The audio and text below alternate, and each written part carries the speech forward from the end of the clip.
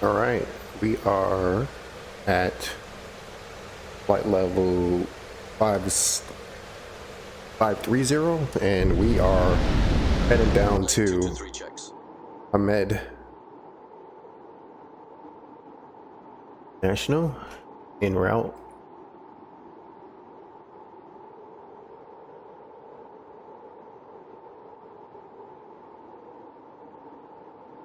All right, let's get back in the cockpit. So, didn't show all the startup.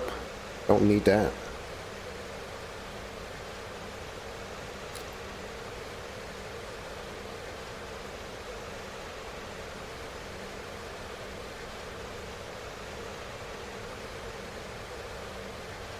Already passed enough waypoints. Says I'll have 9 tons at landing. That's actually cutting it close. Hopefully we get a better update at my next waypoint. At Comez should be going down.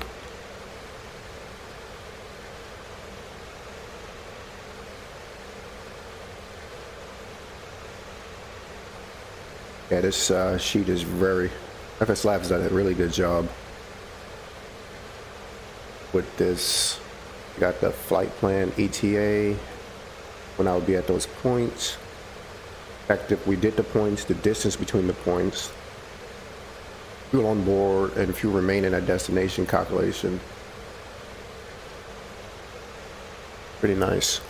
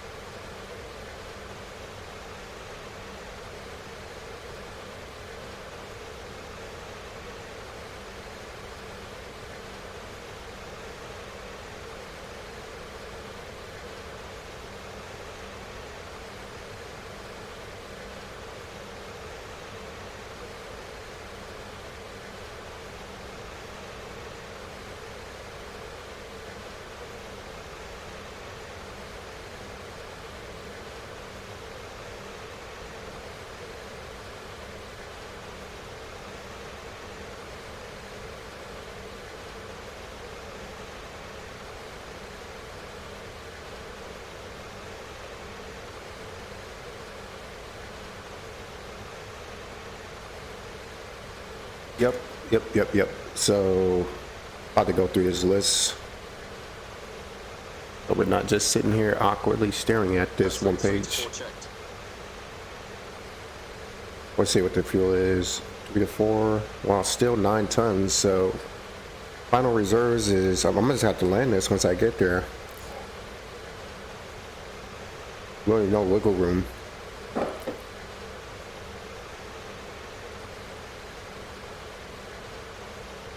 I got enough fuel from one go around.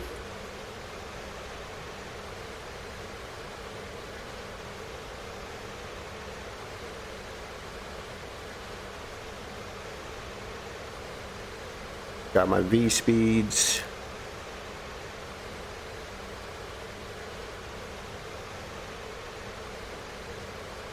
So we departed Athens.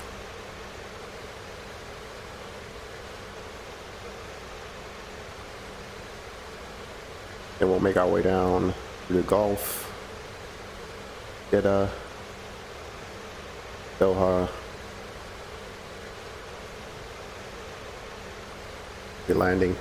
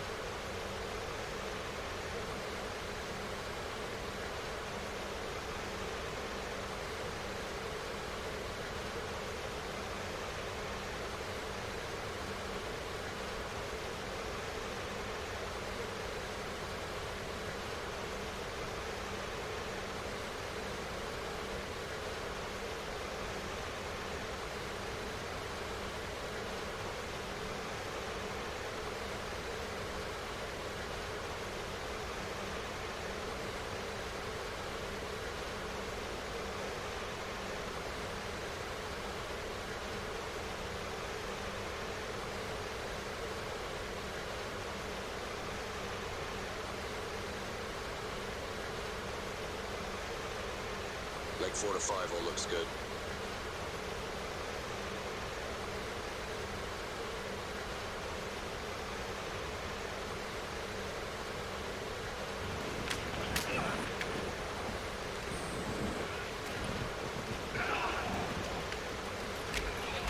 Wait, who was that?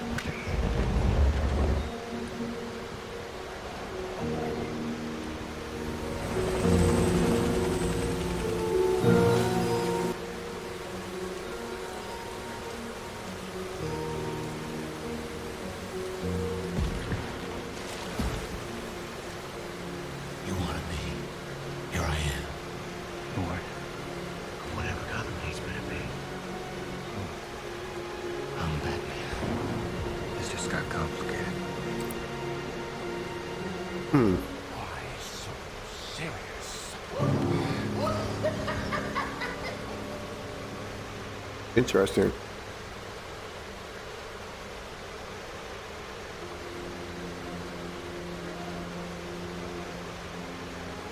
I am inevitable.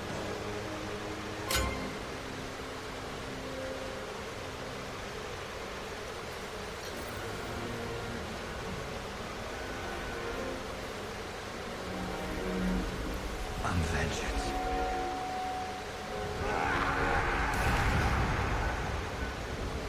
I'm starting to see now. They have had an effect here. Vengeance will change the past. The criminal element never sleeps. Hey, what's going on, Classic Pilot? How you doing?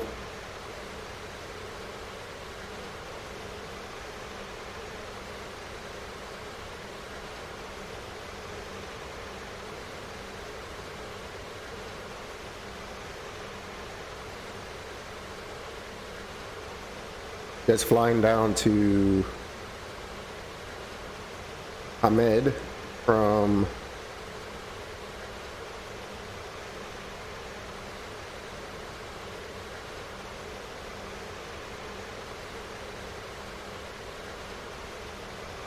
Athens. Hey, Merry Christmas to you too. Yeah. Oh, to Ifro? I thought about flying there. Let's see. I might fly there after. Obviously, not from Hamed. That'd be way too far. But I might fly there from. I might do the Air France charter route that went there from Charles de Gaulle. So, the Air France. Yeah, I think they did a charter from Charles de Gaulle to Echo Fox Romeo. Oh yeah? How's it look?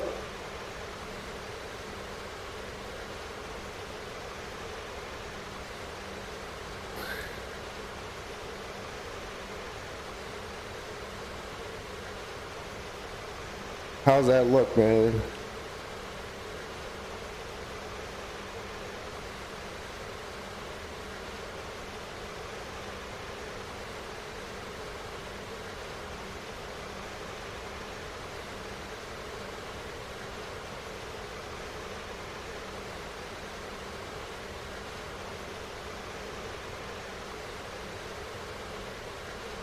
And Lake 5 to 6 all checks out.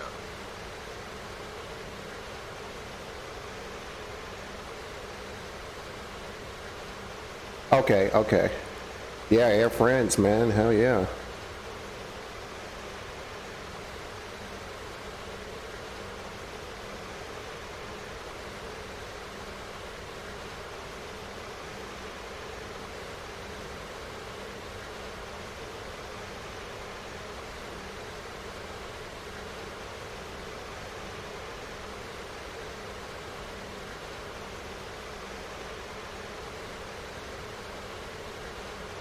FS.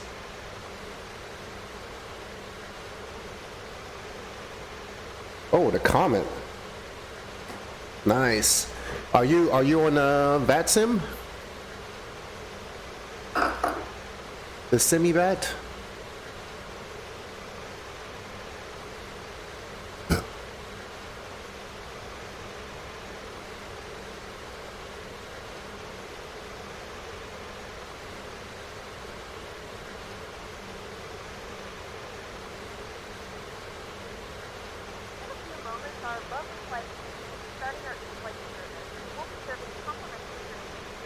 The Comet is, that's a nice aircraft.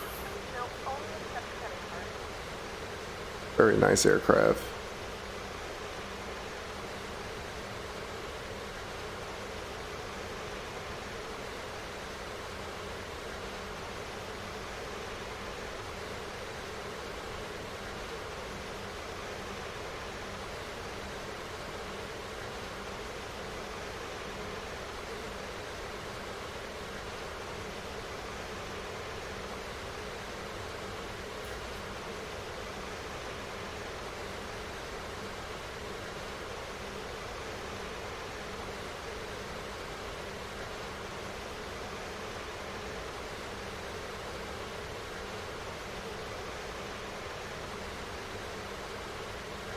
Ah, Volanta, okay.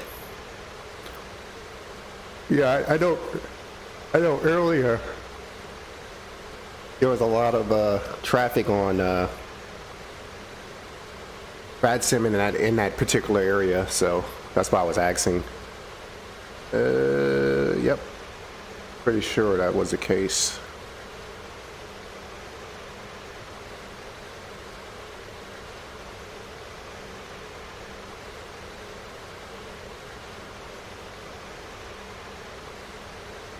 Twelve 25. Let me look up.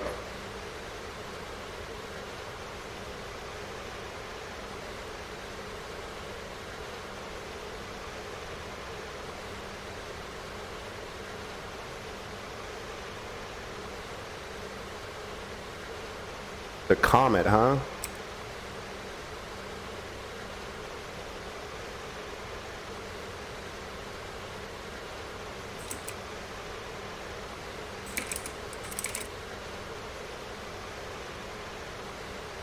Let's look at the Comet. The de Havilland Comet, right?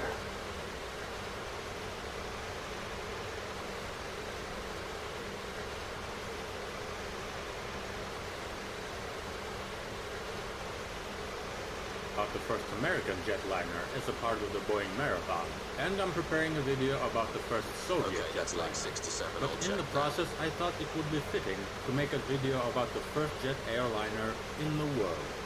Yes, it may be a surprise for the patriots from both sides of the Cold War, but a decade after the end of the World War II, not the USA nor the USSR were the leaders of the jet age.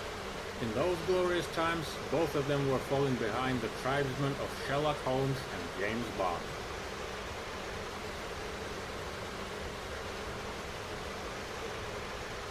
De Havilland's DH-106 Comet is a 4-engine passenger jet airliner developed by the British de Havilland Company in the late 1940s, the world's first representative of this breed of large birds. The history of this aircraft began back in 1943. This is the one. The Soviet Army was fighting the Nazis in Stalingrad. The Havilland Comet. The troops were sharing tropical beaches with the armies of the Japanese Empire. The cabinet of the United Kingdom formed The a special Havilland, committee in order they to make some figure good out what airplanes, the man. aviation will look like after this I love their Q400. One of the recommendations of this committee was the creation of an aircraft capable of crossing the Atlantic, carrying about a ton of cargo or passengers, and flying at speeds of about 400 miles per hour, 640 kilometers per hour. The first two goals are understandable, but with the third one there were questions. 400 miles per hour for a civilian aircraft, it was very Like fast. 8 to 9 For is example, checked the out. newest Lockheed Constellation, the flagship of the civilian aviation and a real marvel for that time, had a cruise speed of about 340 miles per hour, and this figure for such a plane was considered almost the limit of dreams. And then the respectable gentleman just added a few dozen more. Oh, that's It was obvious the that piston engines Connie. would not be able to give such a cruise speed to a large aircraft, but naturally the hints were made towards another technology. De Havilland understood this hints and began work on an airplane equipped with a The jet Connie. engine-based power plant. Yes, now jet engines are a usual thing in aviation, but that's now. In the 1940s, they were terribly unreliable, had a flying resource striving towards zero, and consumed crazy amounts of fuel. This technology barely appeared in the military aviation, and the civilian jetliner seemed to be a promising, bright, but distant future. So the community's opinion was simple. If you claim that you want to create almost a medium-range airliner equipped with jet engines in the 1940s, I look at you with an expression of exhaustion and ever so slight amusement. nevertheless, the project, which received an index Type 106, was officially initiated in early 1945. Let them work. We'll see if anything comes out. The first problem of the jet plane project was the fact that there was no jet engine for it. Initially planned Halford H1 Goblin engine was not powerful enough, and it was suggested to replace it with the new Rolls-Royce Avon. However, these beautiful and promising engines were too Leg 1 to 2 complicated, checks out. and the deadline for completing their modifications and tests went somewhere beyond the horizon. Ah. The aircraft received So there's a the newest different branch. H2 Ghost. Yeah, the British never had problems naming their products. It seems like a lot of companies fly to ATR. Let me pause this. Yeah, it seems like a lot of companies fly to ATR over. Wanted to turn this volume down a bit.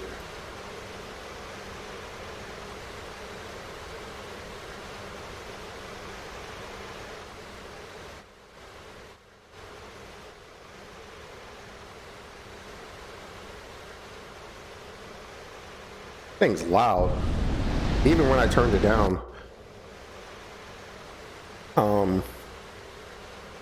Yeah, I don't know. I don't know why the Q400 didn't do as well as the ATR. I guess had too many issues. I thought it was a nice airplane though. I like flying it. I wonder what happened with that design. And why the ATR just does better. Oh, no, I'm talking about in real life. Let's see. Q400. I think Skyship did one on the Q400 too.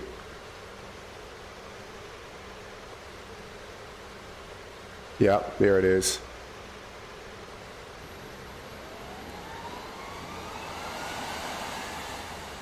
Hello aviators, Sky here, and we will take a break from different analytics and adventures and return to the good old aircraft stories.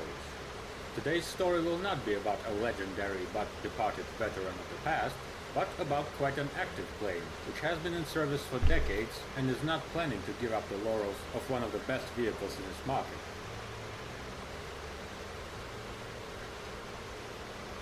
The Q is for quiet. Q series, also known as Because 8, is a at family of flight level, twin-engine cruise turboprop flight level, aircraft developed by de Havilland. at cruise flight level, you can well, the pilot can put it to a lower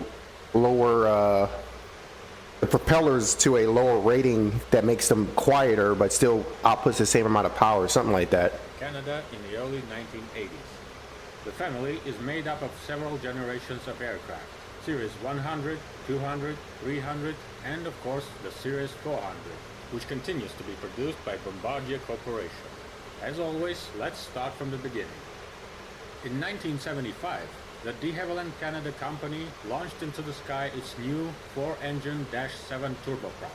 The aircraft could accommodate up to 50 passengers and flew at a distance of nearly 800 miles, or 1,300 kilometers. In a sense, the company specialized in small and reliable turboprop aircraft and was very good at it. Dash 7 was a logical continuation of its traditions and had the possibility of short takeoffs and landings. The emphasis was placed on the fact that a powerful and reliable aircraft can be operated almost anywhere and will be universal. However, the customers did not appreciate Hey, what's up, Quartz man? How's it going, man? Landings were good, of course, but Merry they came Christmas. at the cost of high fuel consumption and expensive maintenance. After all, 4 engines for a 50-seat airplane. I just watched my Dash 7 Giants was get not beat by the ridiculous. Eagles, so not in the best Just mood, over but 100 I'll units live. released. In response to the customer's needs, the company decided to remaster its project.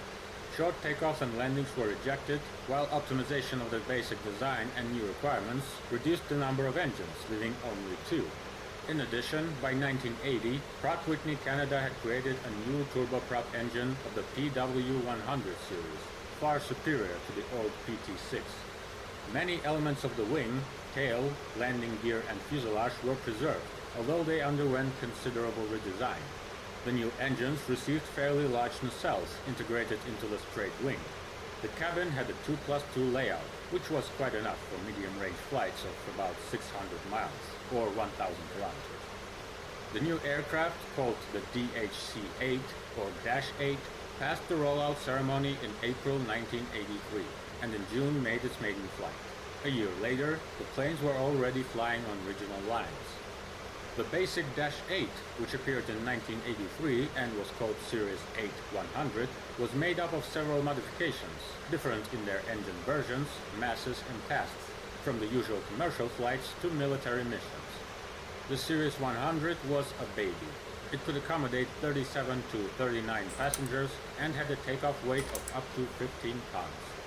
Already in the initial period of operation, Dash 8 proved to be much better than its predecessor.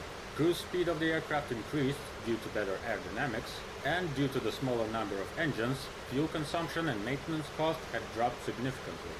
These advantages came at the expense of working on short runways, but for airlines it was not so critical. The plane was very successful.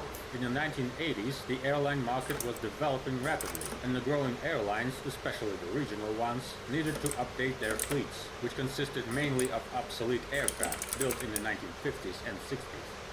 You'd think everyone would be happy, but these circumstances created problems. The Dash 8 model was in such great demand that de Havilland Canada, due to the lack of resources, couldn't handle all the orders. The waiting time was growing, and production plans were failing. In 1986, seeing the potential success of this line, the newly privatized company was bought by Boeing. The Americans had invested significant resources in the modernization of the factories and increased series production. This work, of course, was not charitable. Wow, this thing has Boeing 500K strengthened its positions views. in Canada, since at that time the country was importing a lot of planes, and the main piece of pie was the Air Canada's tender for the purchase of commercial airliners. Ironically, the tender was won by Airbus. Boeing, dissatisfied with the results of de Havilland and disappointed with the loss of the tender, rather quickly put the company up for sale, and in 1992, it eventually became part of Bombardier. In 1994, the new Dash 8-200 was released. The updated aircraft had the same capacity, but due to the new PW123 engine, it received improved flight performance. Their takeoff weight increased, and the range exceeded 1,120 miles, or 2,000 kilometers. It was in this series that the airplanes were equipped with a specially developed active noise and vibration suppression system, or the ANVS, which made the airplanes much quieter and more comfortable. Since the turboprop airplanes themselves were quite loud, this innovation was extremely useful and was described as a big breakthrough. To emphasize this, Bombardier renamed the planes. The model received an index Q200, with Q standing for quiet. In addition, the newly formed company at that time was rebranding its lineup, and the names of Dash 8 were dropped, although of course they were not forgotten. The planes are still called Dash 8, Q200, 300 or 400, depending on the model. Technically, the 200 series was an upgraded version of the basic 100, but in parallel with its creation, work was carried out on an enlarged model. The result was the 300 series. It had a fuselage stretched by 11 feet, or 3.4 meters, and its capacity increased by 56 passengers. The aircraft was heavier than its fellows, which with the same amount of fuel reduced the flight range to 920 miles, or 1,700 kilometers. The first planes appeared in 1989, and in the mid-90s they were also renamed the Q300 model. Finally, in 1998, Bombardier introduced the flagship model of the line, Q400. This aircraft received an even larger fuselage and accommodated up to 78 passengers. Many elements of the frame were modified, the wingspan and total height increased. The aircraft received the Pratt & Whitney 150 engines that reached 4,850 horsepower, twice more than the engines of the old versions. Flight speed of the Q400 reached 360 knots, or 667 kilometers per hour, and the flight altitude jumped from 25,000 to 27,000 feet, or over 8 kilometers. The number of changes in the Q400 was so great that it was positioned as a new generation, with all the previous models as the classics. Something similar to what Boeing did with the 737th generation. Here I should probably describe the background on which all this was created and flying. One of the main advantages of turboprop power plants is their high economic efficiency. In the 1970s and the early 80s, in a period of very high fuel prices, this factor made airplanes with such engines extremely efficient, which also became one of the success factors for the early Dash 8s. However, the sharp drop in fuel prices and, as a result, the emergence of a new generation of regional jets in the early 1990s redrew the whole picture.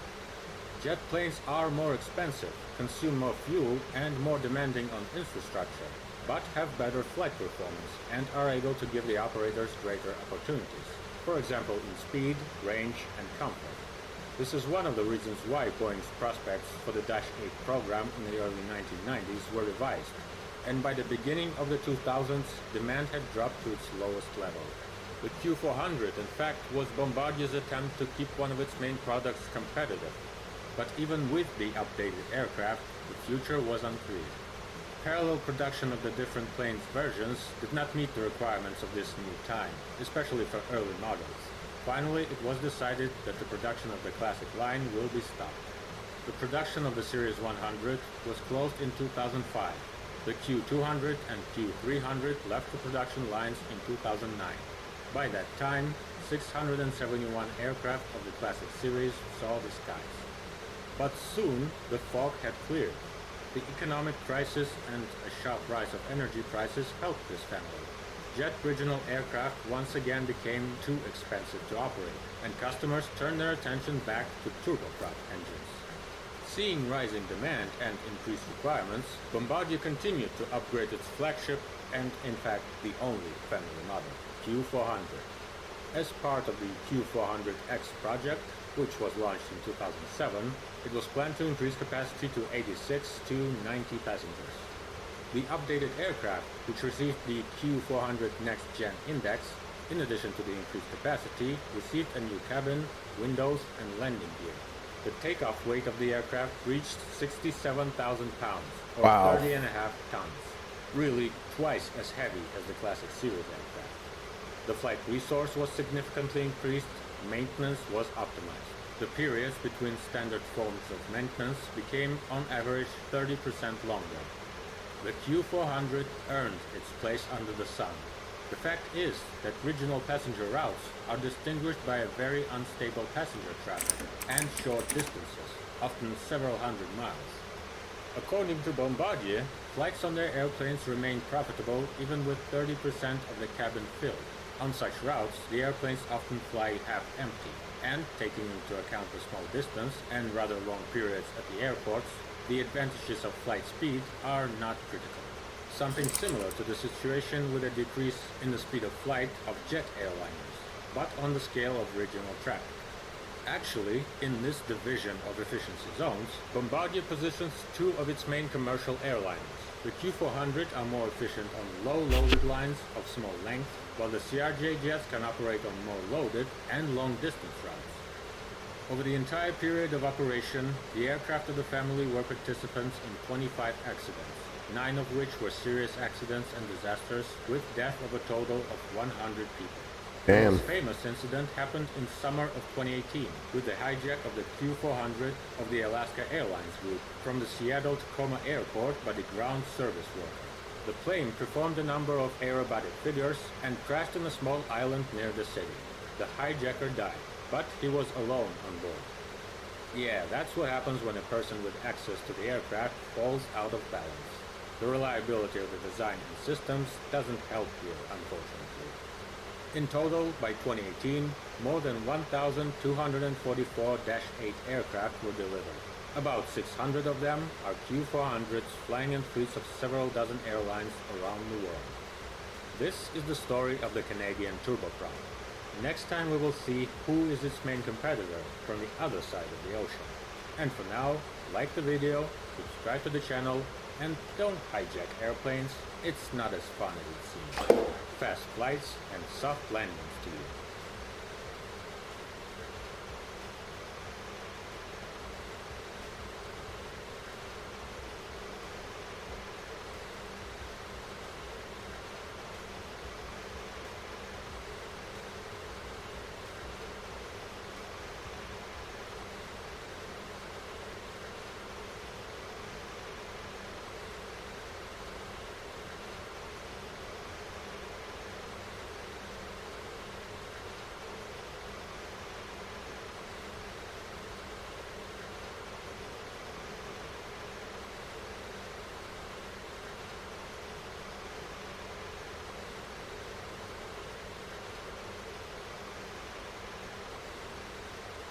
That was interesting.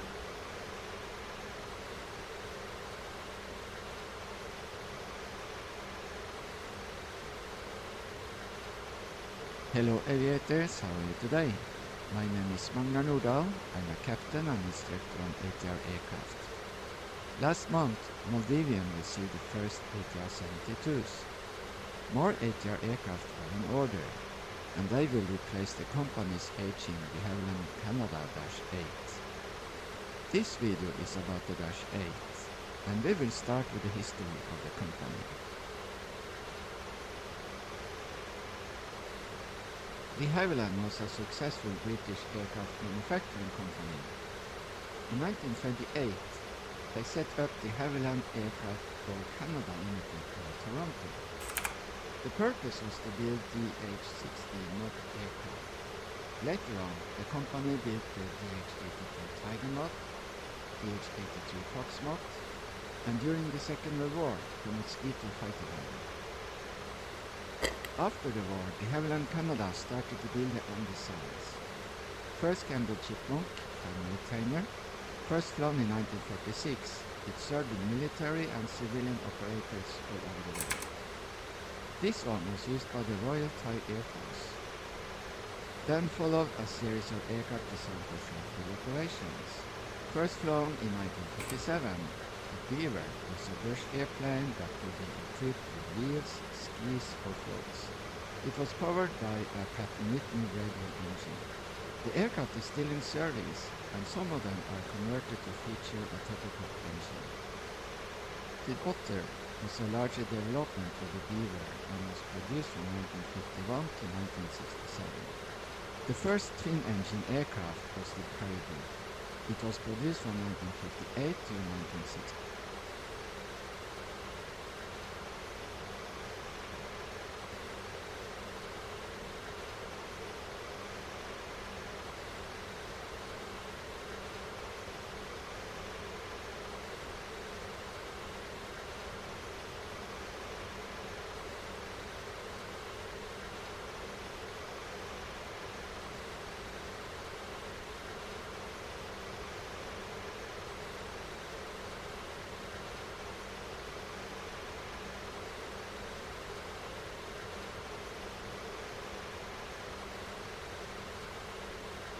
Checking the METAR.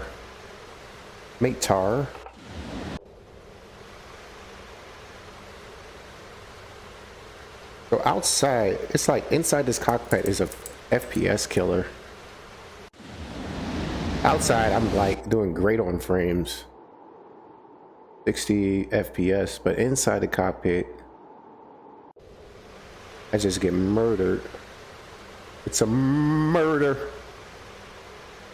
It's something with P3D with the when your mouse clicker causes FPS loss. I don't know what it is. Like you touch around. I think it's in all aircraft. It's like this. Look at this. It's ridiculous.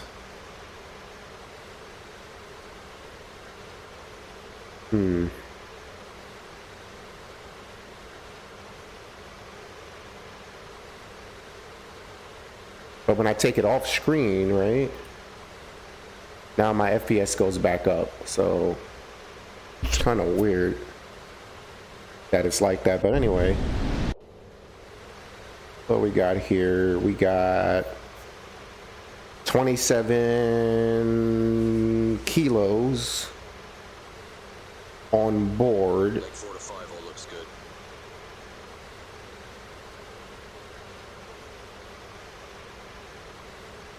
So that's about 18, 19, and I'll have, actually no, it just went up. So 10, so I'll have 22, let's convert that because that's kilos, 22 pounds, 1,000 pounds of fuel, which is, damn, I'm bad at math, 2, 4, 6, 8, 10, 11 tons of fuel on landing. So I'm good to go. Don't want to get into that FINRIS final reserve area, which is 5 kilos or about 10,000 pounds or about 5 tons. Don't want to get there. So we're still looking good on fuel.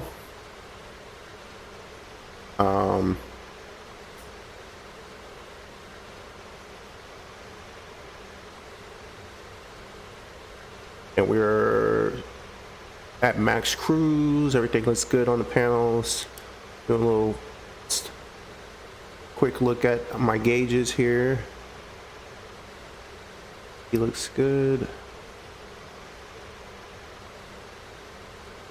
Fuel flow's good.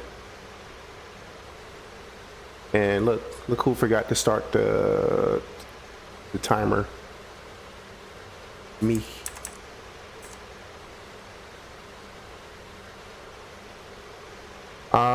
So into Doha.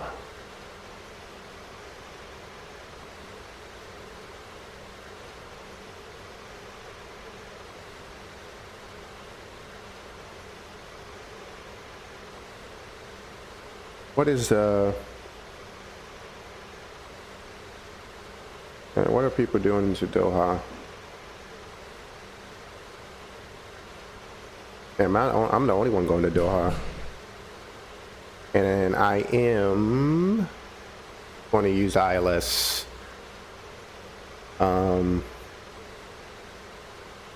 it's setup approach. And we'll be doing ILS 16 left. Right. That's I mean, they're both. We'll do 16 left.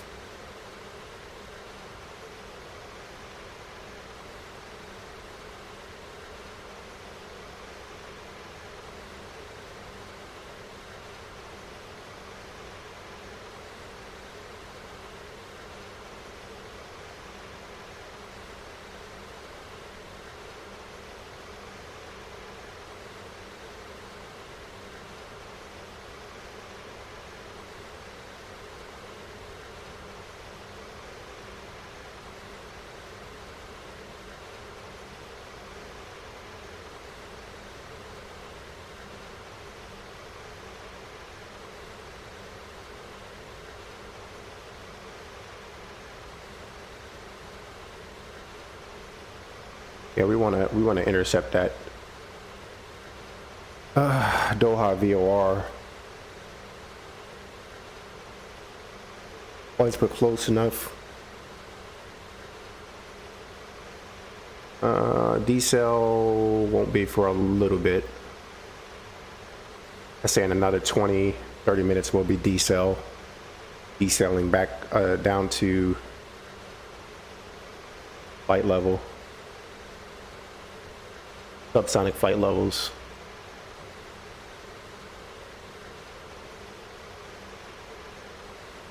So no big deal.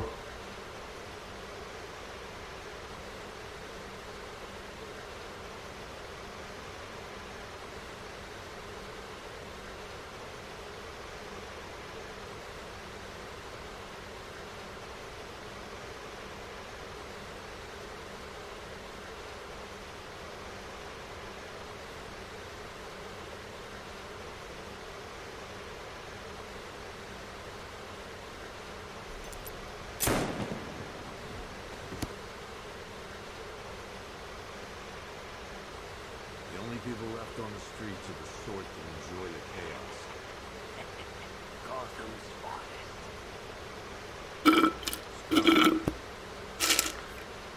Criminal. And worse. Not enough good people left to stop them.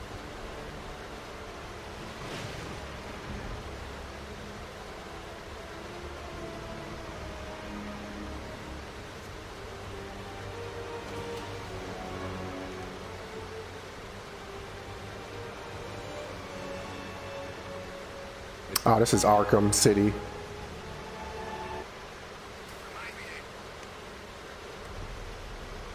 just glad you made it out okay. Sorry, I've got to go. Stay safe, Barbara. You still know how to make an entrance. How's the evacuation going? Last bus crossed the city limits an hour ago. I'm just glad my little girl got out when she did. Now the real work begins. Any lead on Scarecrow? We were tracking an unknown military vehicle speeding through Chinatown. It's the only lead we've had all night, but they gave us the slip. With the evacuation, I just don't have the manpower left in the city. If you find it, tell your men not to engage. I'll deal with it. Do you really think Scarecrow's crazy enough to detonate a chemical weapon in Gotham? I won't let that happen, Jim. In case you need to reach me, it's going to be a long night. All units, we've got a 1033 in Sector 2. Missing patrol car. Unit 247. Suspected officer down. Hey, Batman. Every damn time. He's already gone.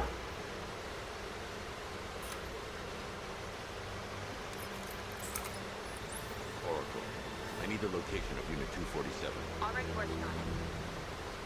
How's my dad doing? He's holding up. Somehow, he always does. Okay, I'm sending through the squad car's location. Be careful. Not looking good out there.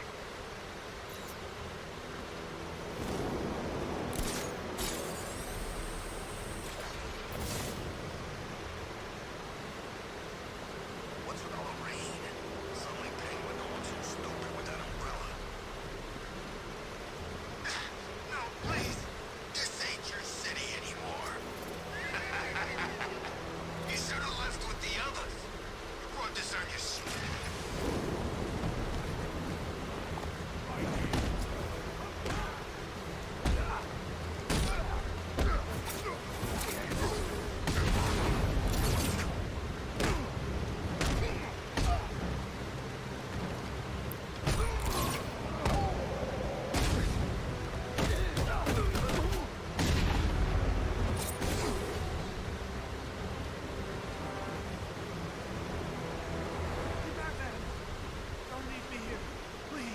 You're safe. Thanks, Batman. I thought they were gonna kill us.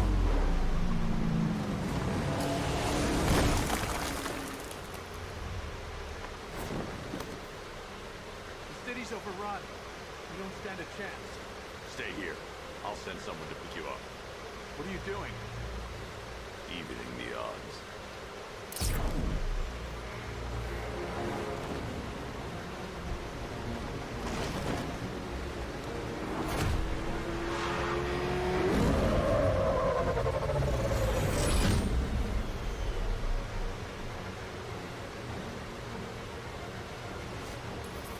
Oracle, I need to track that military vehicle. A squad car has picked up the pursuit. I'm relaying its location now.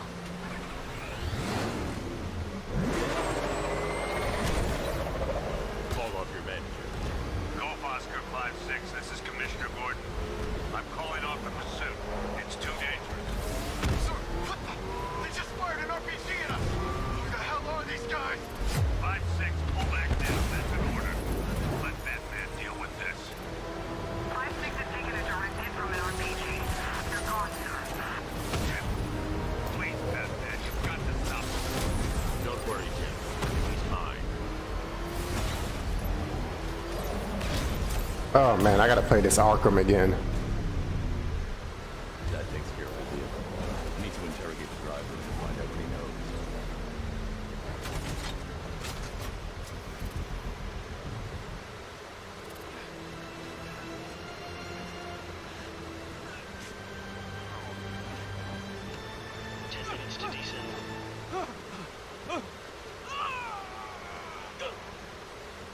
Where's Scarecrow? Go to hell.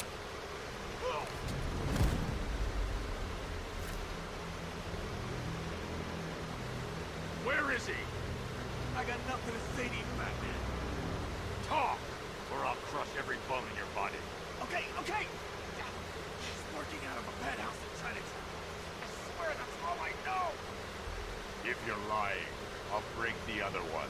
The other one. Yep, I am in the Gulf somewhere. Actually, is that even a proper term for that area? Oracle, check the chemical analysis I've just uploaded. Sure. Is this what I think it is? Scarecrow's new toxin. An uncontaminated sample. You're not kidding. I'll prepare repair a full chemical breakdown on the back computer. Yeah, I'm flying over Jordan. I'm going to pay him a visit. Let's hope this is the break we've been waiting for. I'm flying over Jordan. No, Saudi Arabia, I guess.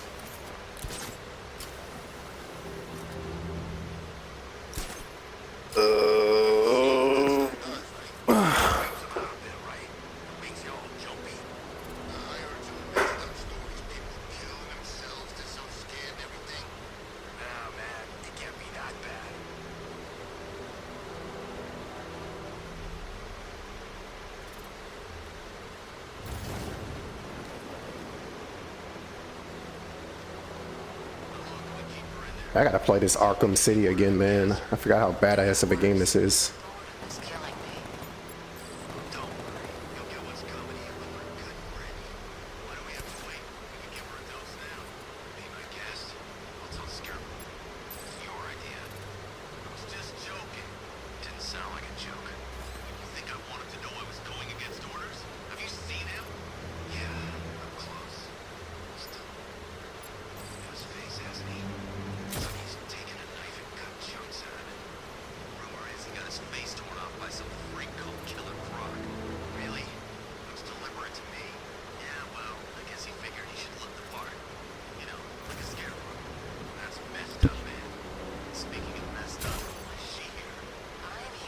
Yep, I am.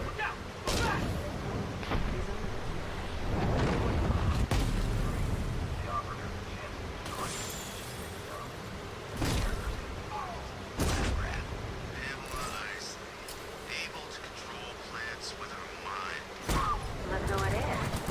You should really review your security. Well, that makes things a little more interesting. Sir, Batman, here. Were you expecting to find me, Batman? I'm afraid I must disappoint you. Take a look at the chamber. You gonna warp to me, you said? Okay. Listen up, Bat Freak. We're walking out of here, nice and slow. Try anything stupid, we'll blow her brains out. Harvey, but only one of us is getting out of this cell. No! No! No!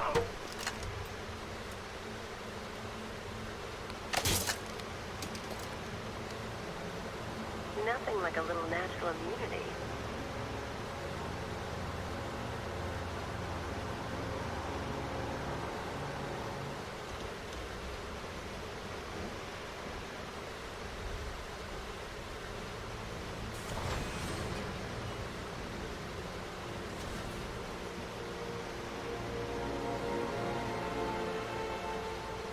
What are you doing here? Why did Scarecrow lock you up? No hello. Tell me. And what if I don't want to? Then I burn every plant in Gotham. It started with a meeting. What meeting? Everyone was there. Penguin, Two-Face, Riddler, even poor Harley. Scarecrow said he had a plan. That together we could take you out, and Gotham would be ours. Over my dead body. I believe that was the idea.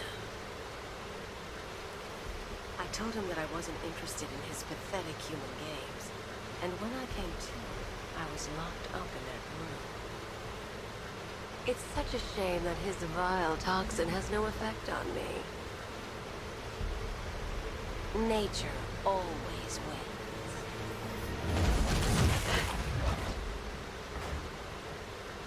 Will he ever learn?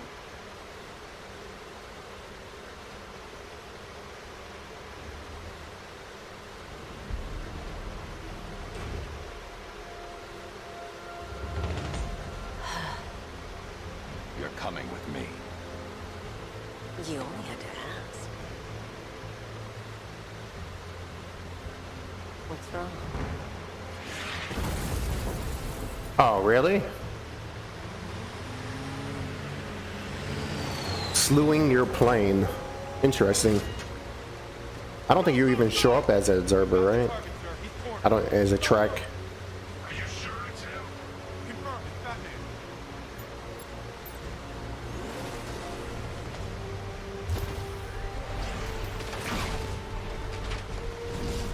.60mm cannon operational. Ooh. Fire suppressor engaged.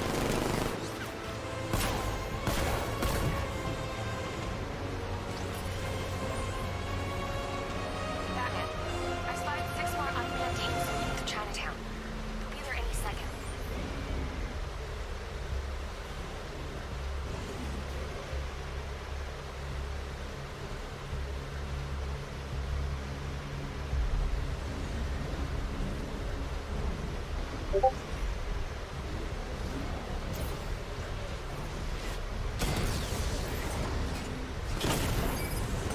Oh.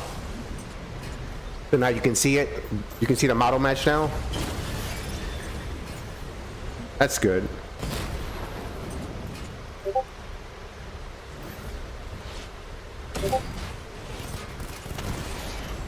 What about, do they have Air France too?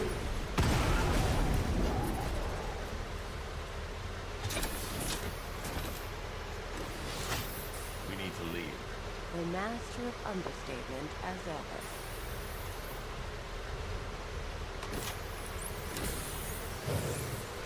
I need to know where those tanks are coming from. I'm tracking several transport helicopters moving into the city. There are more on the way. Activate the Batmobile weapon diagnostics. It's time to go to war. Oh, sim objects folder. Let me see. Batman, I'm seeing a transport deploying more tanks at Panessa Studios. I've warned GCPD to pull their men off the streets. I'm heading there now. Come in, all units. This is Commissioner Gordon. We have numerous hostile tanks deployed across the city. Gotham is under attack. I want everyone off the streets and back to GCPD. We're not equipped to deal with what's out there. Thank God there's someone who is. Warning and landing displays. He has to put an S behind. Warning and landing displays. The SI modes used are 1, 5, 4 as a base. Man, I'm gonna have to get back on my Gotham, man. Altimeter bugs. Checked.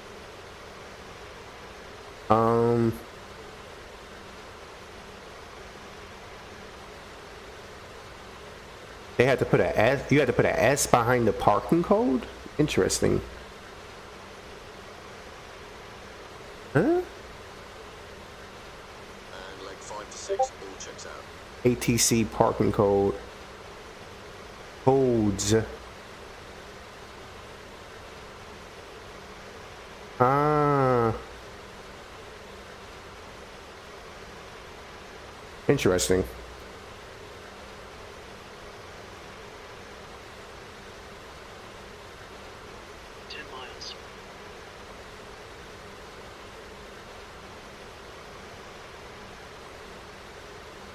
That's interesting. That's a 5 miles. 4.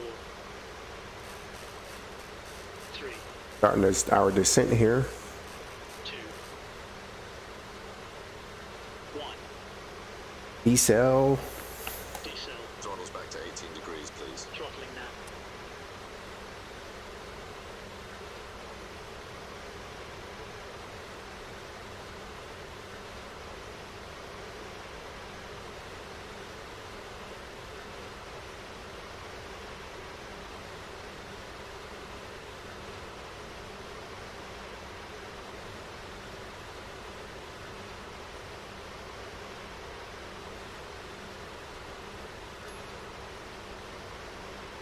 Okay.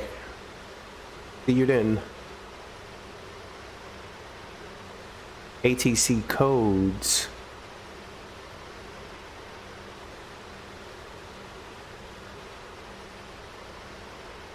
Right leg 7 to 8 checks out.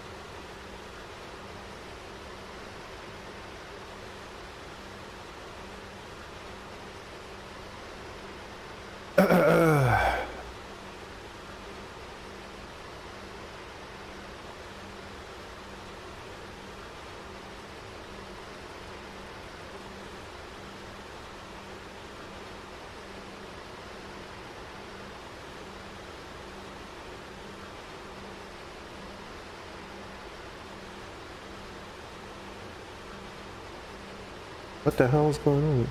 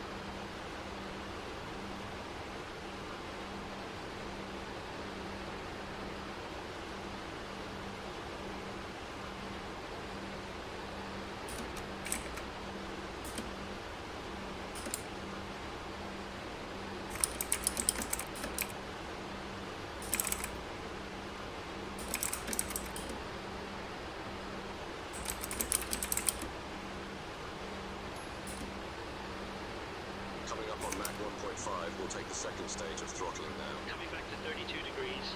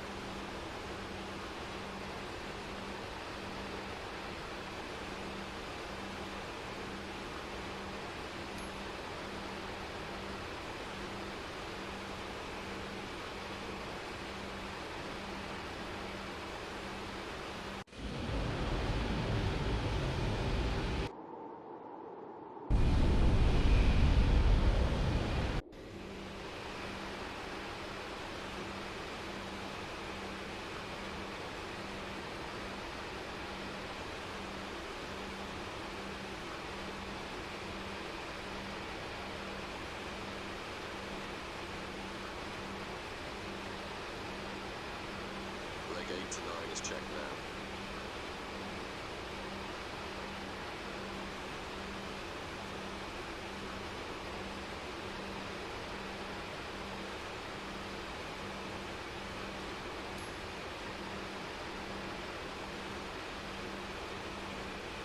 Oh, this one even has the Air France ones in it. That's good.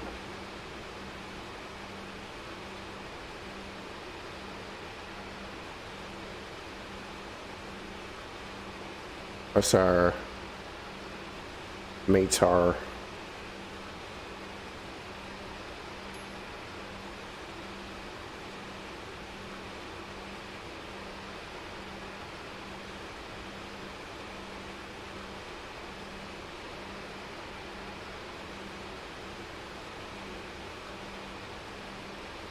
The ramps are up.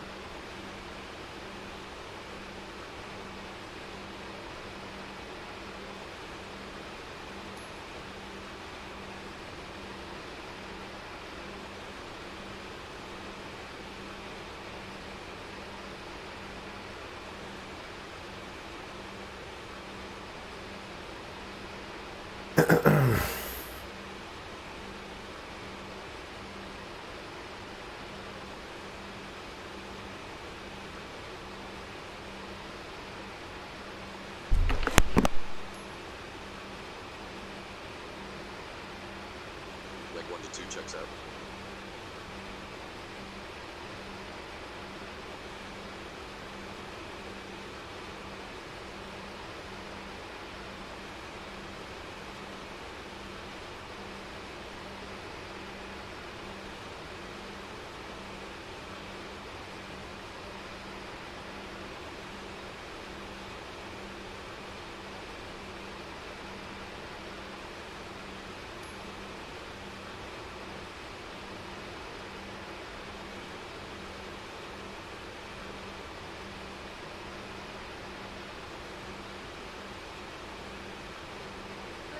Customs at our destination, flight attendants will begin filling out forms on the air.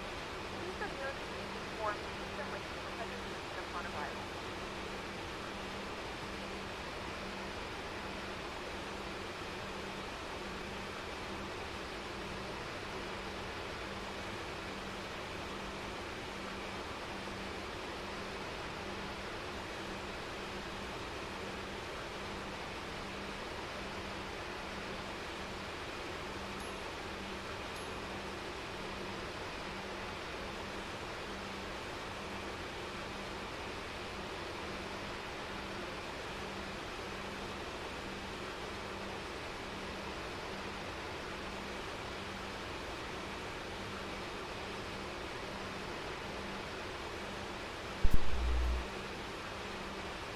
All right, so QNH and Ahmed is 1019. We'll just go ahead and dial that in now.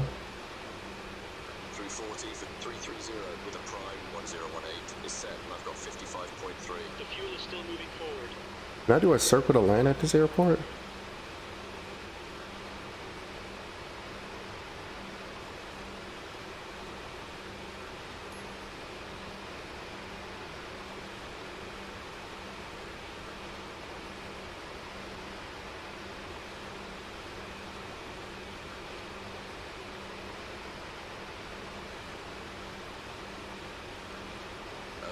Leg 2 to 3 checks.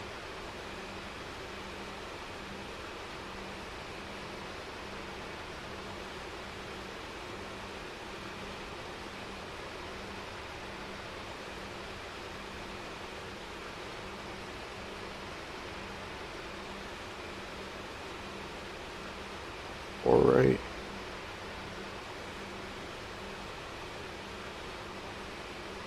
Or I can just 03 right too.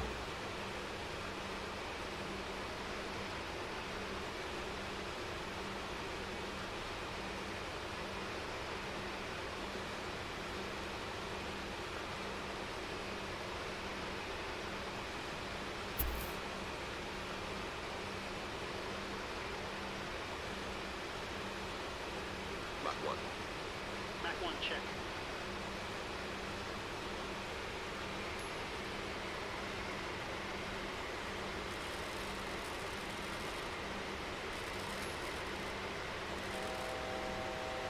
Altitude alert, 1000 to go. Altitude acquired.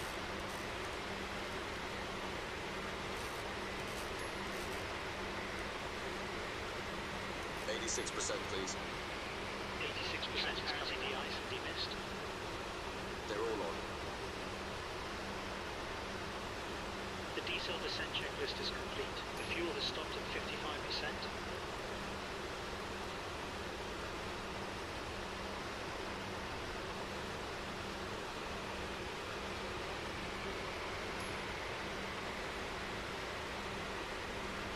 Where we at?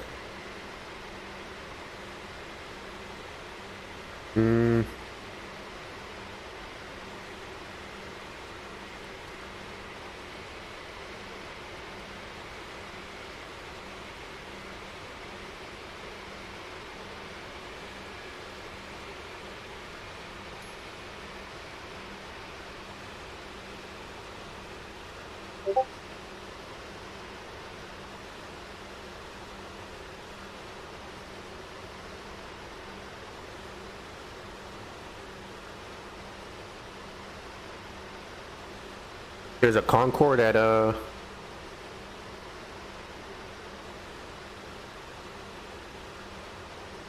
There's already a Concorde at where I'm landing? Interesting. Or what is that? Oh, that's a model matching. That 2 more? Oh, at different airports. Where are they at? I would have to check VAT Spy. Let me check VAT Spy. Actually, I don't got time to check that just yet. 25, 50.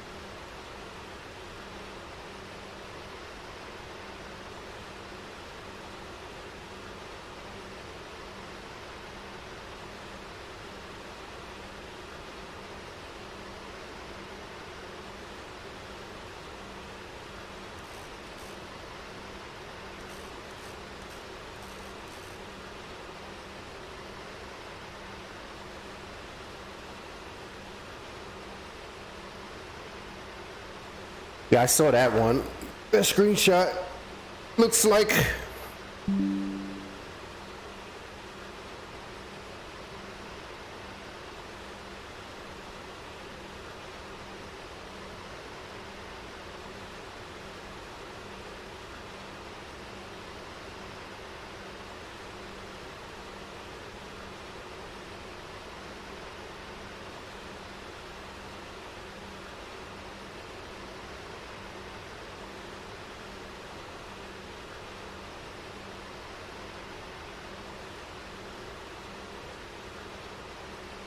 the one was at Detroit. Yeah, but I mean, it's model matching for VATSIM, so as long as you can see the plane, right?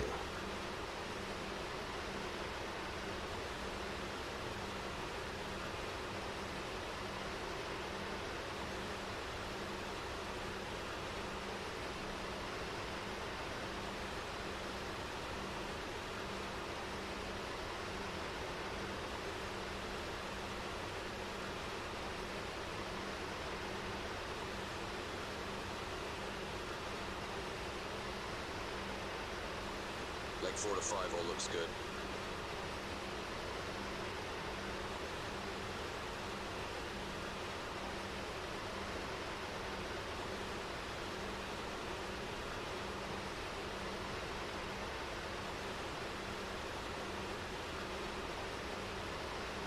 That's why I wouldn't really worry about that. Now, if you're using that for your AI traffic offline, then yeah, I can see why that would be problematic. But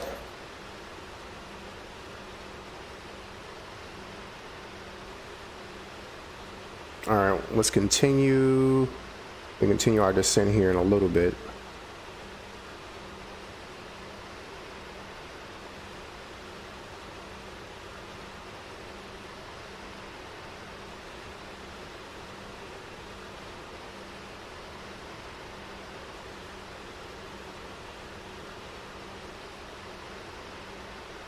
$114, $40. So we're going to do a VOR approach to runway. What runway is that? VOR approach to 34 left. Not on centered either, so be at 2500.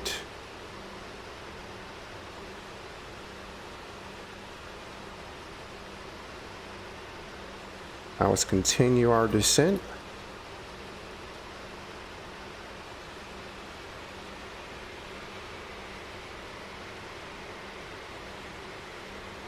Yeah. What is he flying? He must be flying the DC Designs one if he's doing that sort of flight in the Concorde. That must be the DC Designs. But I mean, to be fair, my reposition flight yesterday, Corfu to Athens was only about 30-40 minutes, so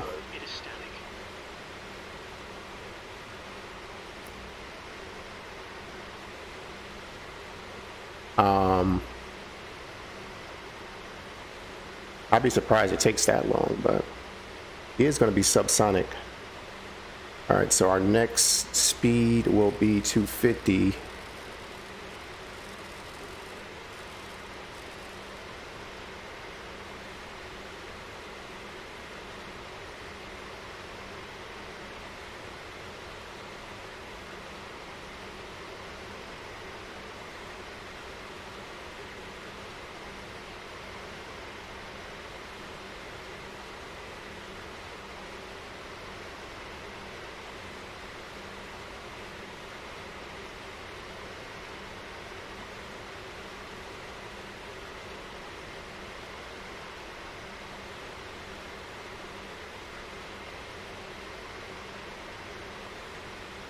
I gotta get the music vibe going.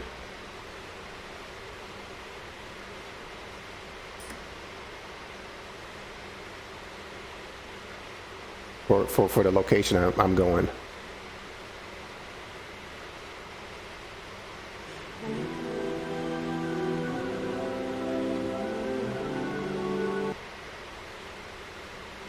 Like 5 to 6 all checks out.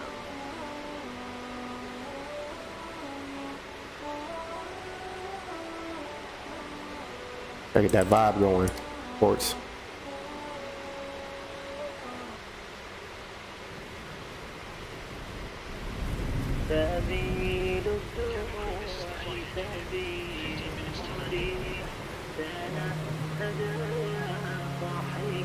Gotta get that music vibe before Doha.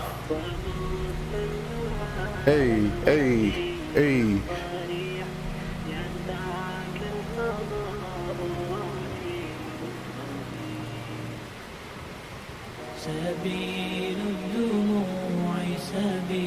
I'm cheesing. What a remix.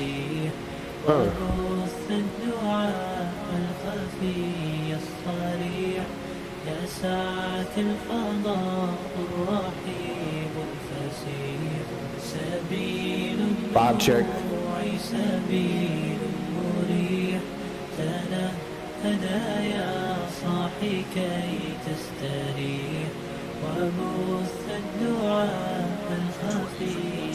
Hey, hey.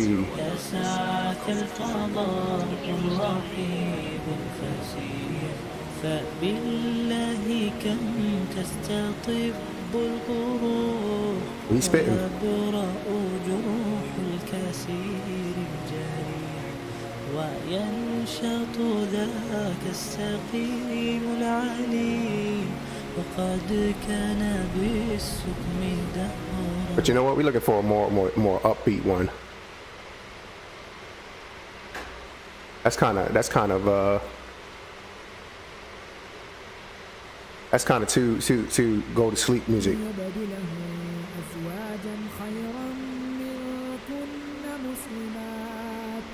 مسلمات مؤمنات قانتات تائبات عابدات سائحات ثيبات وأبكارا. يا أيها الذين آمنوا قوا أنفسكم وأهليكم نارا وقودها الناس والحجارة عليها ملائكة غلاظ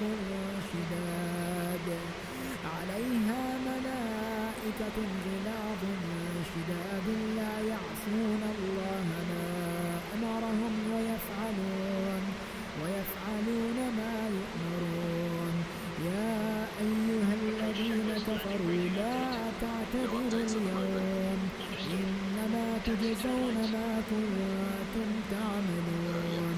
يا أيها الذين آمنوا توبوا إلى الله توبة نصوحا عسى ربكم أن يكفر عنكم سيئاتكم ويدخلكم جنات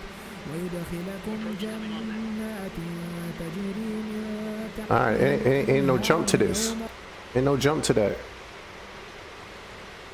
Fuel weight CG checks. No updates on the bugs. Seats and harness. Lines locked. Power off secure.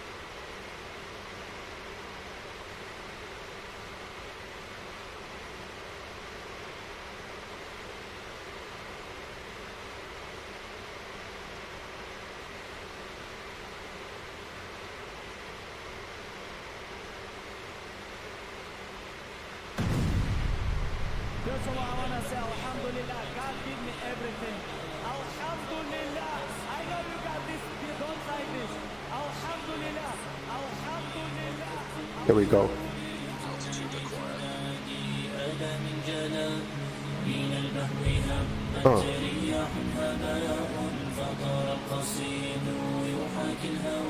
Yeah.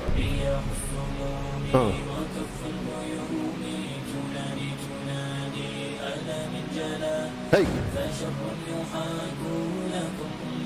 Don't copyright me. You know, let me stop, man, before I get copyright. I am doing this on YouTube too. YouTube gonna copyright strike me. They're gonna be like, copyright.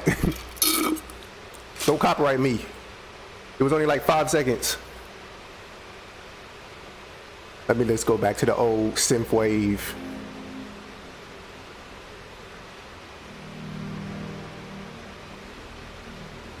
Don't copyright me, YouTube.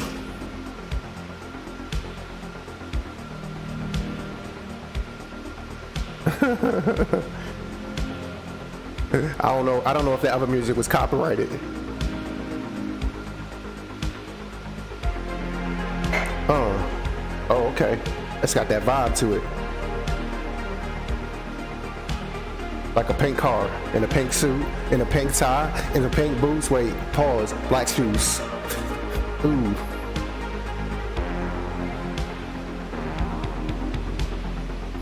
Pause. Pink tie, in the pink suit, in the pink pants, in the pink shoes. Pause. Now start. Now start. And I got the pink car and the pink shoes. Wait, I got something going with that. Hold on. Pink car and the pink shoes and the pink tie and the pink car. What?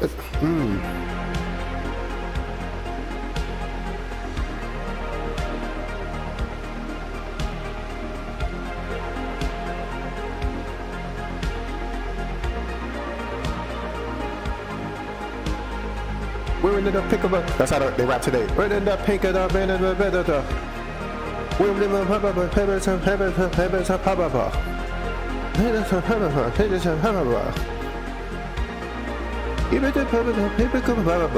It's like, what are y'all talking about? What are we even talking about? All right, let's acquire 250 speed.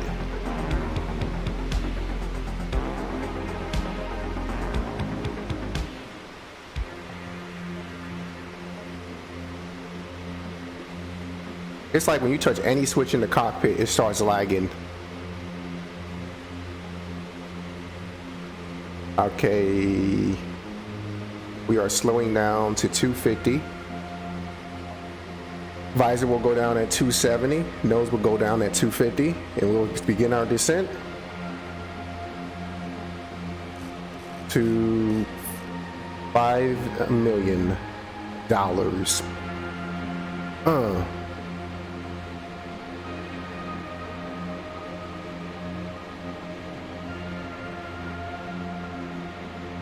Still our traffic speed, we're 9095, will visual 34 left.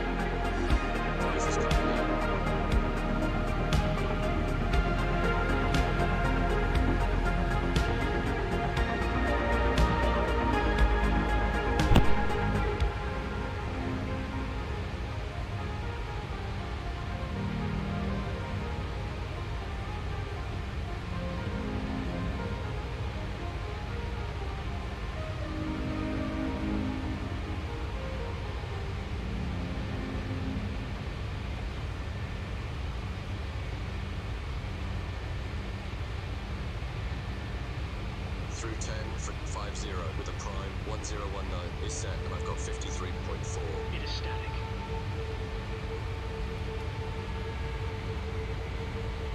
We have begun our final descent to LGAV-OTHH.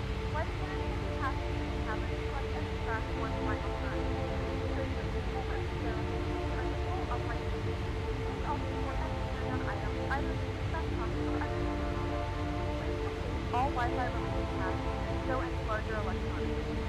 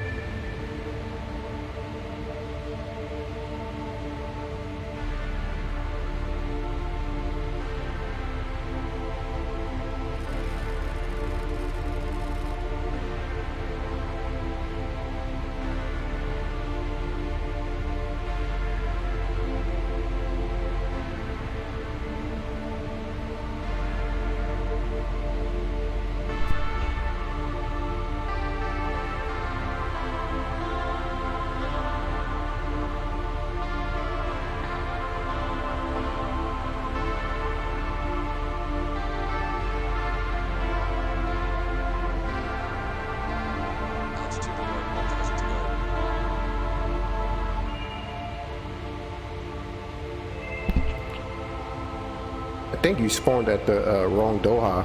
It's OTHH, not OTBD, unless you purposely spawned there.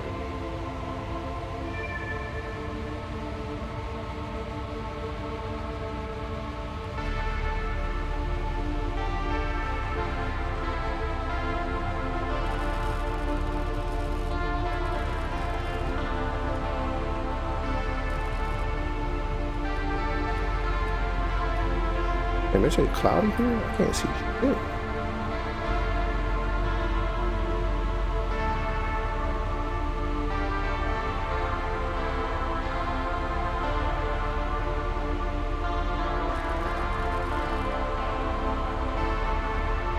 Okay, it seemed like you, on that sim it says you're at OTBD.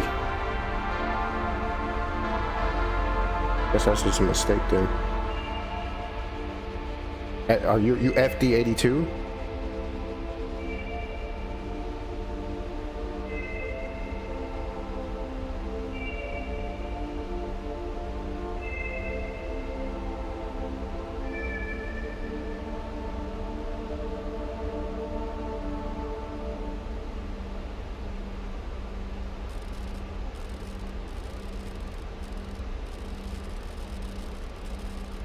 For lock capture.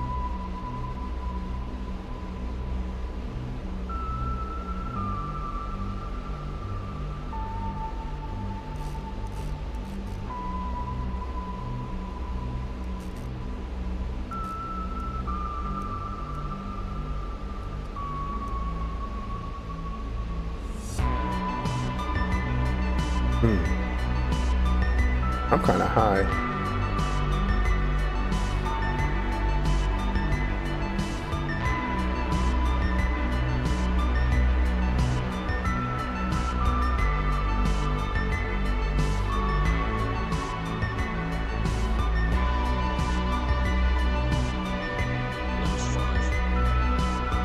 I can't see. Dude.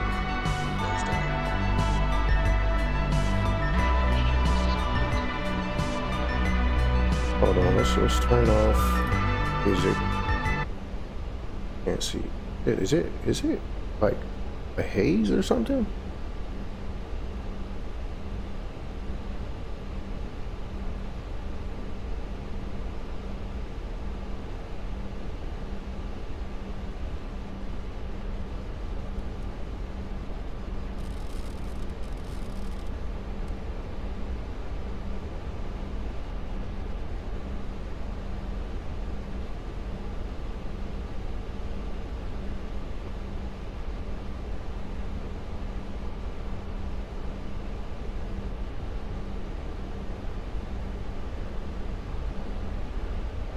I can't see shit.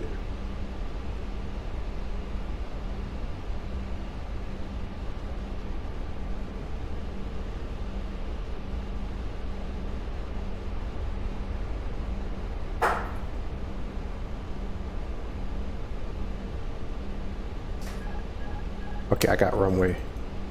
Right.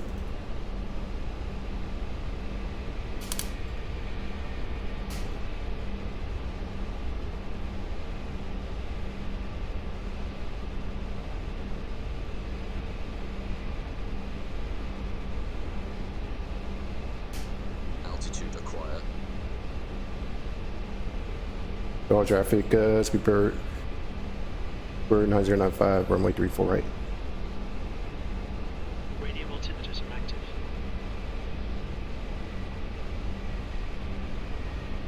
Well, I think I'm too high. Yep. Too high.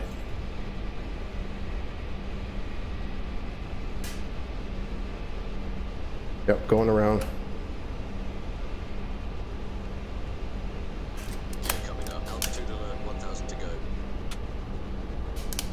I'm gonna tip the ILS. Go out traffic, Speedbird 9095 going around. Nose up to 5. 5.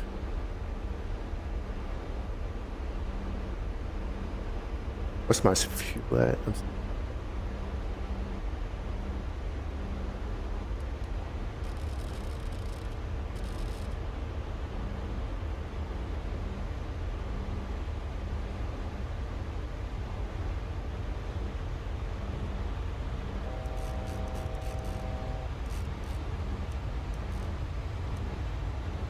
Altitude acquire, altitude acquire. Altitude alert 1000.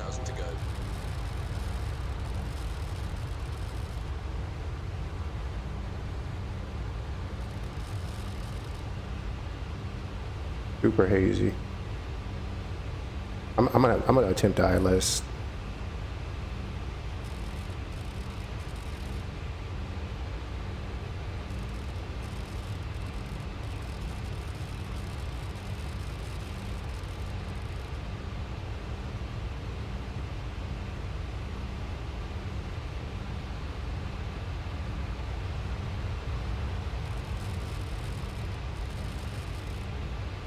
No, I'll do the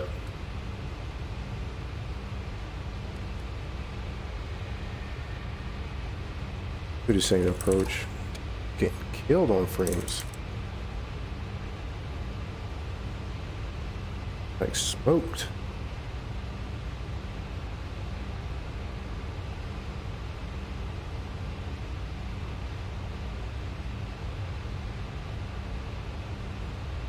I don't think we have a delay though.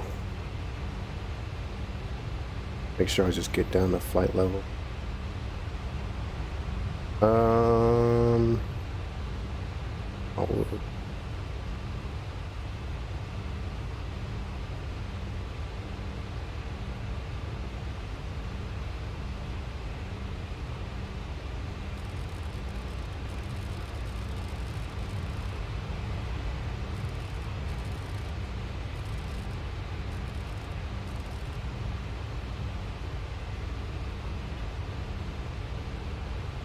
Can you even see it right now with all this fog?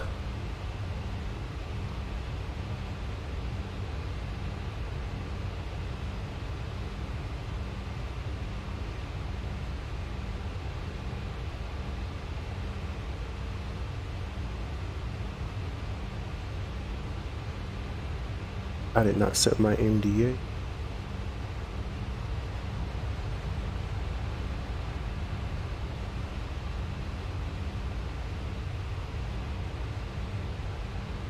And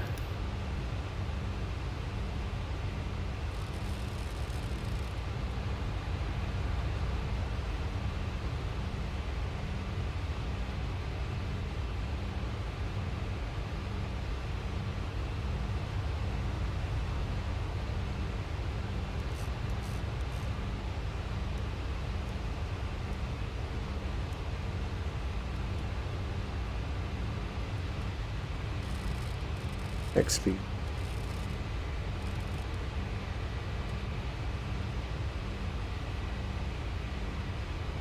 Oh really?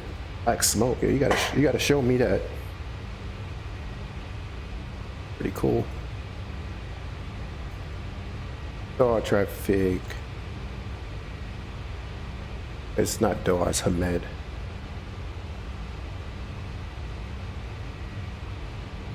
Doha traffic. Hamed traffic, Steeper 9095, right downwind for runway 34 left.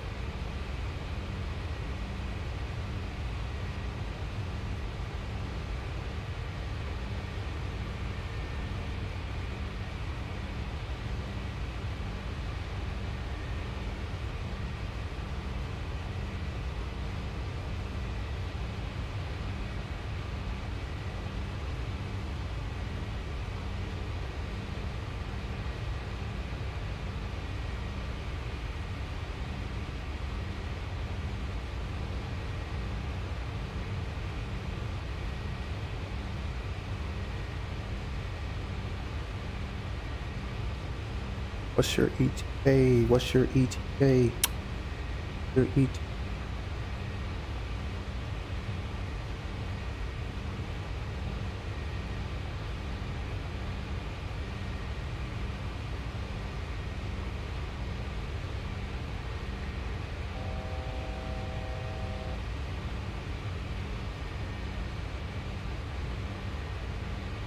Altitude alert, 1000 to go.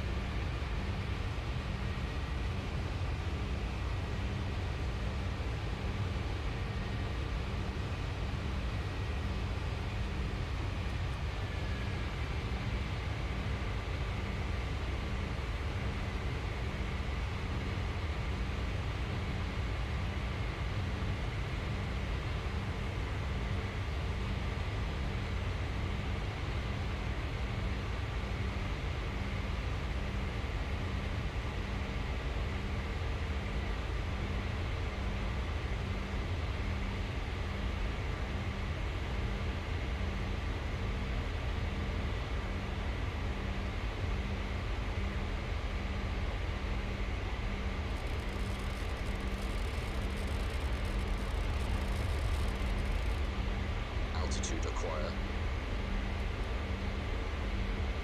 Radio altimeters are active. Guard traffic. Amid traffic, speedbird 9005, turning base, runway or left.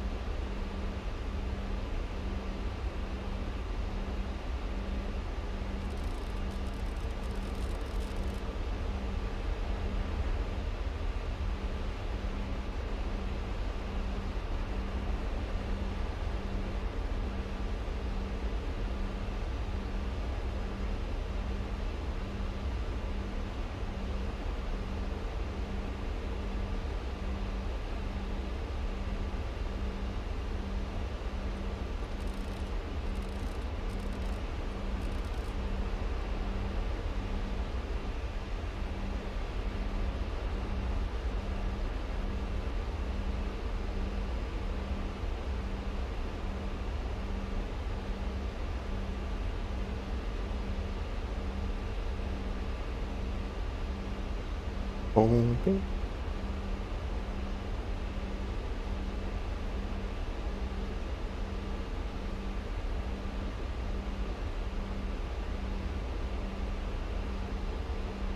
For lock capture.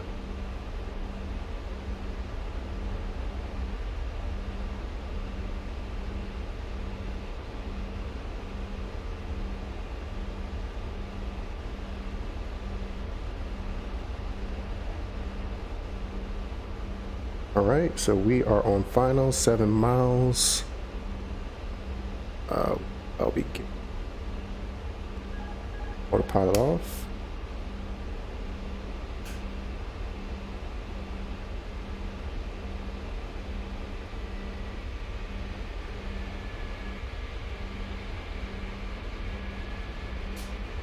I think I'm just can't see the oop. Nose down.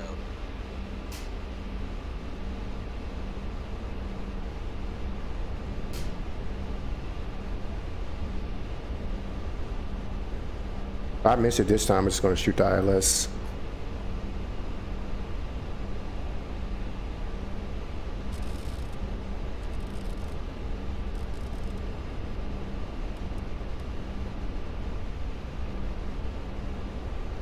Okay, runway in sight.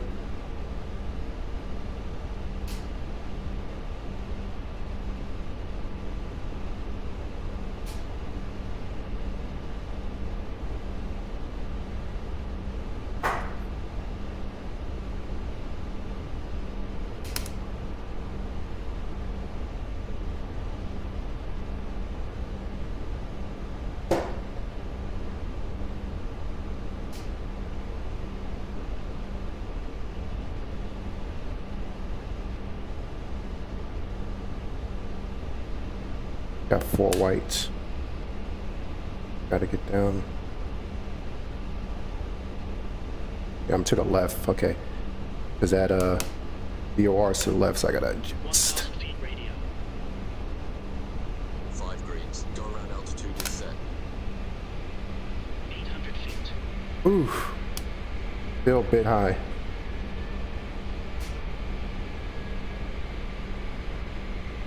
Trying to correct. Going up, going up. 400 feet. Flight directors off. 100 above. 300 feet. Relax. Decide. Continue. 200 feet. 100 feet. 50, 40, 30. 20. 15.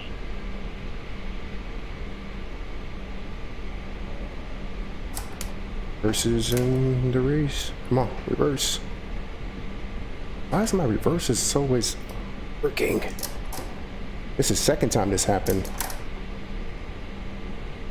And you're braking. No reversers. This sucks. 100 knots. Yeah, nah, they kick in. 75 knots. 50. Good. 40. We're good. Those up to 5. Up to 5.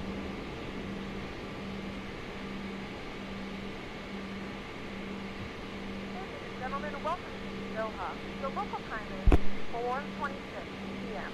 and it's currently 20 about knots. 21 degrees Celsius. You can now use your mobile devices. Information on the air traffic control stop and the control sign is turned off. Remember to use caution when opening overhead bins and items may have to be during the flight. Thank you for flying with us.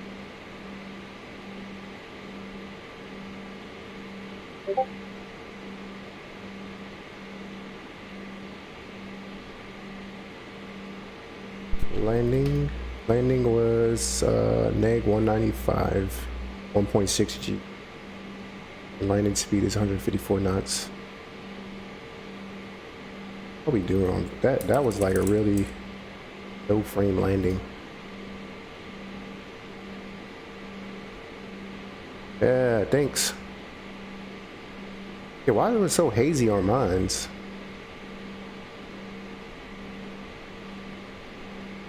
Raven, oh, retro AI, that's what it says. I'm looking at these shots. Was that me going around?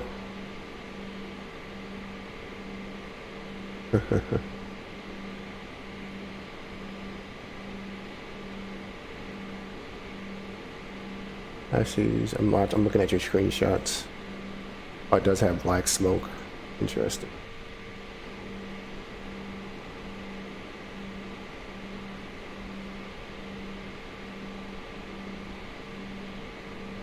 Funny.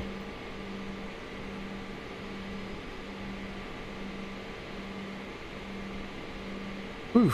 Well, we're down. That was a little bit more eventful than I would like it to be, though.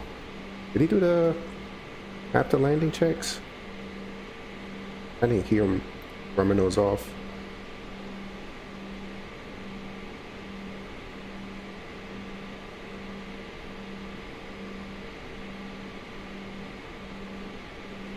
After landing checks, master warning. Inhibited. Nose is up to 5. Yeah, because Flight control inverters. yeah, because all the engines are on, so they shut off 2 of the engines on the landing. Looks this terminal. Probably, is it complete? And I wonder if it's going to be complete by the time, or did they already complete that terminal?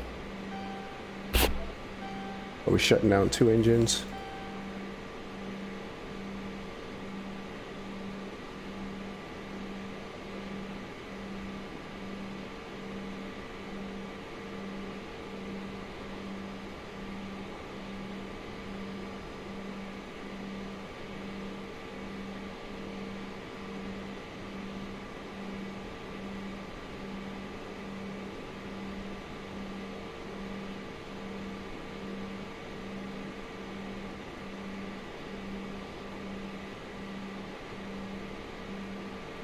Cabin crew, this is the flight engineer. You can place the doors to manual. Doors to manual now.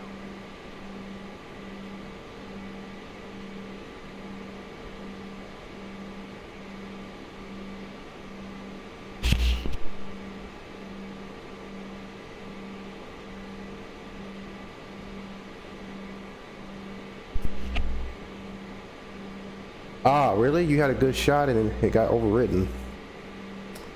Oh well. It happens, right?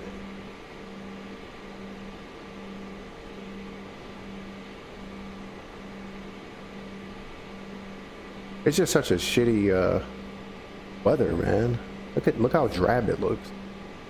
I couldn't see shit. Complete. I've called for the doors.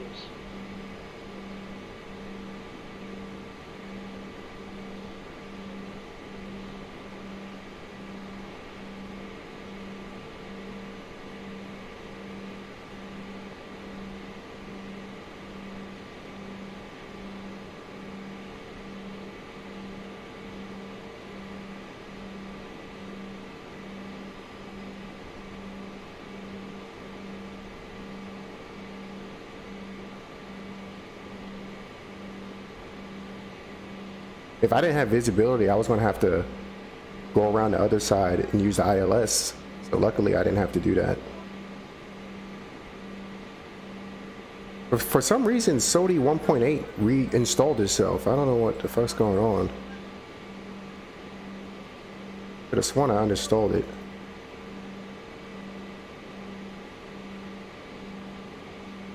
Ooh, what's that lag? Must be this weather.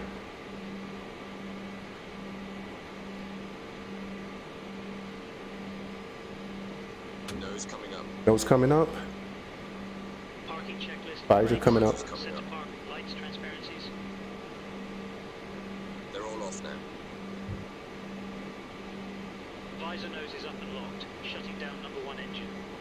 Yeah, but for some reason the 1.8 got installed again. Go ahead. How the fuck did that even happen? Like I literally uninstalled 1.8. Did it like auto update itself?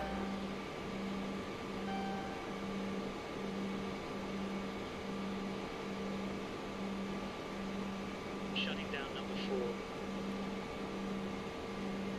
I don't know how that shit even happened. It's crazy.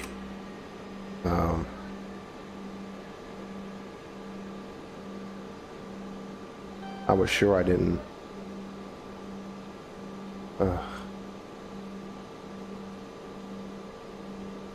Yeah, it installed on my C drive, and I didn't even do that. Just want to uninstall this shit.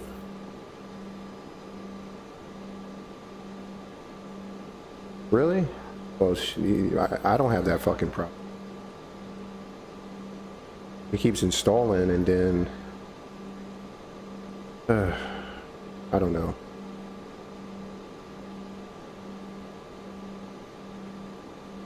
Because Orbix, I wonder if it's Orbix doing that shit. Roaming, Orbix, Intru, SODI.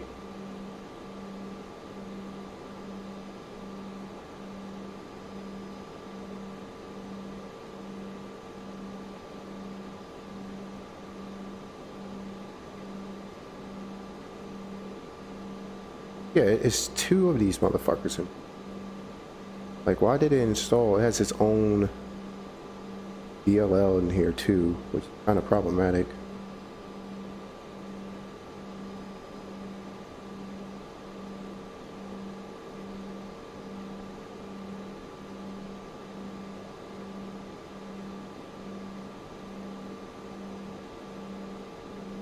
Anyway. Did he do the shutdown checklist?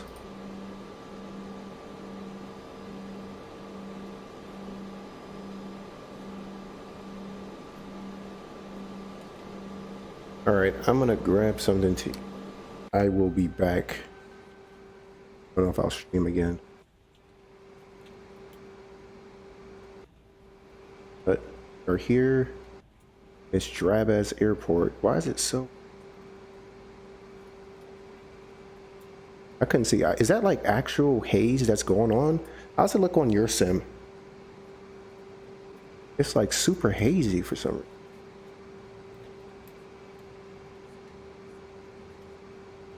I never see anything. Time of day? Parking checklist complete.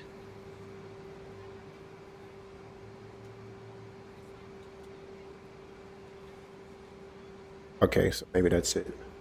Anyway, yep. I'll be back.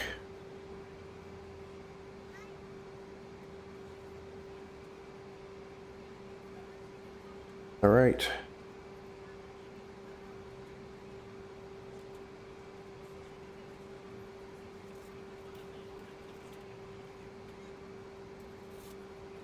Don't copyright me.